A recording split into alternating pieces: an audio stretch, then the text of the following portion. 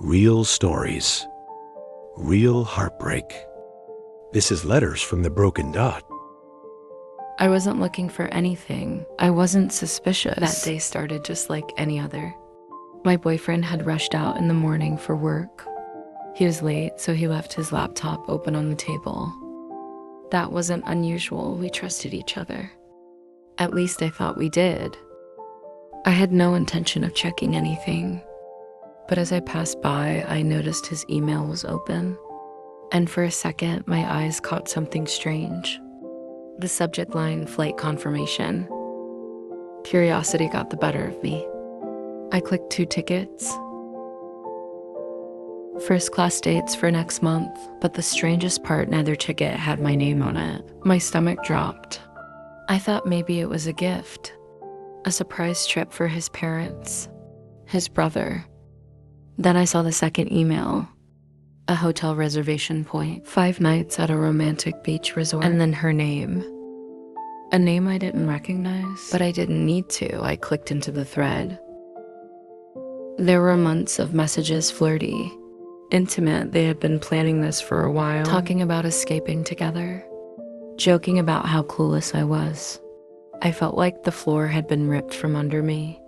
While I was saving for our future, he was building memories with someone else. While I planned his birthday, he was planning a trip with her. I didn't scream, I didn't cry, not yet. Instead, I took screenshots every message, every booking, every date. I sent them to myself quietly. Then I closed the laptop, placed it exactly how he left it, and sat there in silence. The hours dragged on. My mind was racing. How long had this been going on? Was I not enough? Did he ever love me? I replayed every memory now with new meaning. Every I love you that he whispered. Every late night work meeting. Every unexplained smile while texting. It all made sense now. When he came home that evening, he kissed me on the cheek like nothing had happened. He asked how my day was. I smiled and handed him the printed flight tickets. He looked confused for a moment, then scared. I said just one thing, have a great trip. And I walked into the bedroom, closed the door, and locked it. That night, I didn't sleep. I lay there trying to figure out when the person I loved turned into a stranger. How I missed the signs, how deep the betrayal ran. The next morning, I packed a small bag and left. I didn't confront him with yelling. I didn't give him a dramatic scene because I realized something. He didn't deserve my pain. He didn't deserve my tears, my heartbreak, or even my anger. He deserved silence. He deserved to feel what it's like to lose something without warning.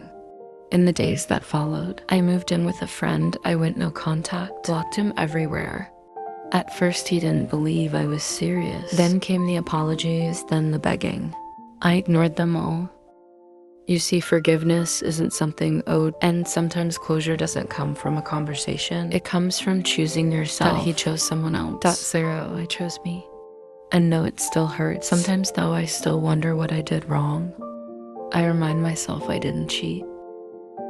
I didn't mind that he did, and I'm finally free.